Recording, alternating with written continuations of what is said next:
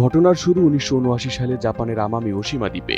দ্বীপ জুড়ে তখন আতঙ্কের কারণ ছিল হাবু নামে এক ধরনের বিষধর পিট ভাইপার সাপ। ১৯৬৭ থেকে ১৯৭৬ সাল পর্যন্ত আমামি দ্বীপপুঞ্জে হাবুর কামড়ে ২৬৭৩ জন আক্রান্ত হওয়ার ঘটনা নথিবদ্ধ হয়। সাপের উপদ্রব কমাতে মরিয়া হয়ে ওঠে কর্তৃপক্ষ, আর তখনই নেওয়া হলো এক অদ্ভুত সিদ্ধান্ত: সাপ মারতে আনা হবে বেজি। আর সেই বেজির ইতিহাসের সঙ্গে জড়িয়ে আছে বাংলাদেশও। ১৯১০ সালে ব্রিটিশ ভারতবর্ষের বাংলাদেশ অঞ্চল থেকে ছোট ভারতীয় বেজি ওকিনাওয়া দ্বীপে নেওয়া হয়েছিল।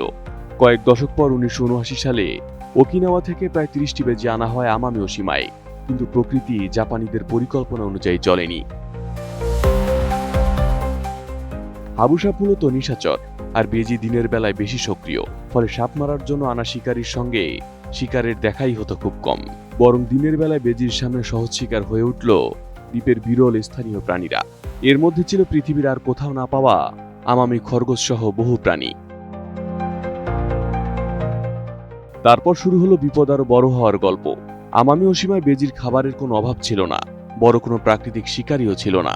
ফলে মাত্র ৩০টি বেজি ধীরে ধীরে পরিণত হলো বিশাল এক বেজি গোষ্ঠীতে। ২০০০ সালের দিকে বেজির সংখ্যা পৌঁছে যায় আনুমানিক ১০,০০০-এ।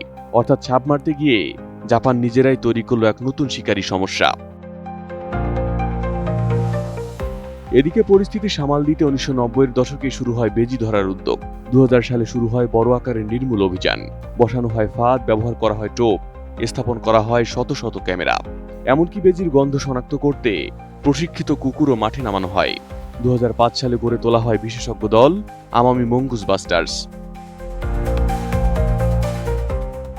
এক পর্যায়ে দ্বীপ জুড়ে ব্যবহার করা হয় ৩০,০০০-এর বেশি ফাঁদ এবং ৩০০-টিরও বেশি ক্যামেরা। তবুও শেষ বেজিগুলোকে খুঁজে বের করা ছিল সবচেয়ে কঠিন কাজ, কারণ ৯৯% বেজি ধরার পরও যদি একটি প্রজননক্ষম বেজি বেঁচে থাকে, তাহলে সেখান থেকে আবার শুরু হতে পারে পুরো বংশবিস্তার। অবশেষে ২০১৮ সালের এপ্রিল মাসে সর্বশেষ বেজি একটি ফাঁদে ধরা পড়ে। এরপর আর কোনো বেজির সন্ধান পাওয়া যায়নি। কিন্তু জাপান তখনই ঘোষণা দেয়নি যে দ্বীপটি বেজি মুক্ত, কারণ একটি বিশাল এলাকায় কোনো প্রাণীকে পুরোপুরি নির্মূল করা হয়েছে এটা প্রমাণ করা যতটা কঠিন, ঘোষণা করা তার চেয়েও কঠিন।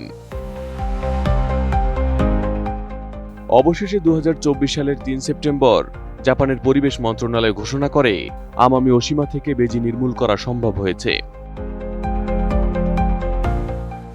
একটি ভুল সিদ্ধান্তের সমাপ্তি ঘটাতে সময় লেগেছে প্রায় ৪৫ বছর। আর ২০০০ থেকে ২০২৪ সাল পর্যন্ত এই নির্মূল অভিযানে জাপানের খরচ হয়েছে প্রায় ৩.৫৭ বিলিয়ন ইয়েন, বাংলাদেশি মুদ্রায় যা প্রায় ২৯০ কোটি টাকা।